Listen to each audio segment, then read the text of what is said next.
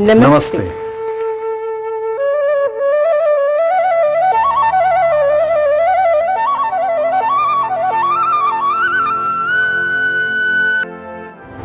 नमस्कार दोस्तों, आज की कहानी का नाम है बुद्धिमान बालक। एक छोटा तथा बुद्धिमान बालक एक नहर के किनारे रहता था। एक दिन अचानक उसे एक धीमी आवाज सुनाई दी जो कि उसका नाम पुकार रही थी। ऐसा लगता था कि वो आवाज किसी वृक्ष के नीचे आ रही है। वो बालक आवाज की दिशा में बढ़ते हुए एक वृक्ष के नीचे पहुंचा तो उसे वहां एक कांच की बोतल पड़ी हुई मिली। उसने बोतल को ध्यान से देखा तो उसे बोतल के अंदर मनुष्य जैसा एक छोटा सा जीव दिखाई दिया।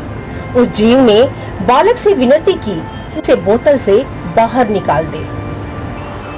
बालक ने बिना किसी आशंका के बोतल का ढक्कन खोल दिया। बोतल में धुआं निकलने लगा और शीघ्र ही धुएं ने एक जिन्न का आकार ले लिया।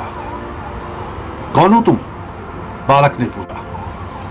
मैं जिन्न हूं। एक जादूगर ने मुझे बोतल में बंद कर दिया था, परंतु अब मैं आजाद हूं। मुझे बहुत भूख लगी है, इसलिए अब मैं तुम्हें खाऊंगा, जिन्न ने गरज कर कहा। जिन्न की बात सुनकर बालक डर गया, लेकिन मन ही मन अपनी सूझबूझ से जिन्न से बचने का निश्चय किया। बालक ने हिम्मत करके जिन्न से कहा, तुम देखने में चमत्कारी और बलवान लगते हो, लेकिन मैं तुम्हारा विश्वास कैसे कर सकता हूँ?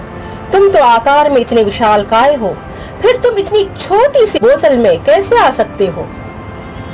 अगर तुम वाकई चमत्कारी और बलवान हो तो वापस इस बोतल में आकर बताओ। जिन्न बोला, क्यों नहीं, मैं तुम्हें अभी और इसी वक्त ये सिद्ध करके दिखा सकता हूँ।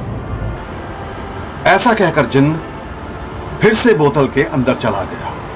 बिना समय गवाए चतुर बालक ने बोतल का ढक्कन लगा दिया, जिसके कारण जिन्न फिर से बोतल में बंद हो गया।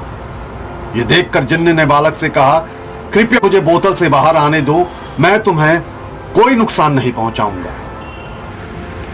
मैं तुम पर भरोसा नहीं कर सकता। मैंने तुम्हारी जान बचाई और तुम मुझे ही खाने चले थे। बालक गुस्से में बोला।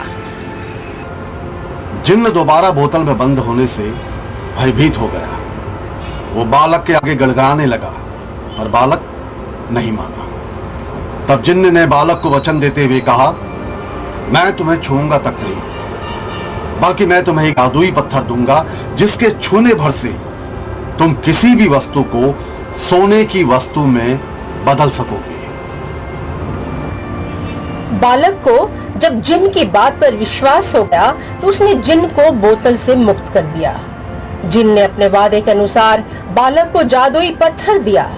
इस जादुई पत्थर द्वारा वो बालक शीघ्र ही एक प्रसिद्ध धनवान व्यक्ति बन गया। इस कहानी से हमें ये सीखने को मिलता है कि सूझबूझ से काम लेने से हर खतरा टाला जा सकता है। इसलिए विपत्ति के समय हमें सूझबूझ और धैर्य से काम लेकर खतरे से बचने का उपाय करना चाहिए। धन्यवाद।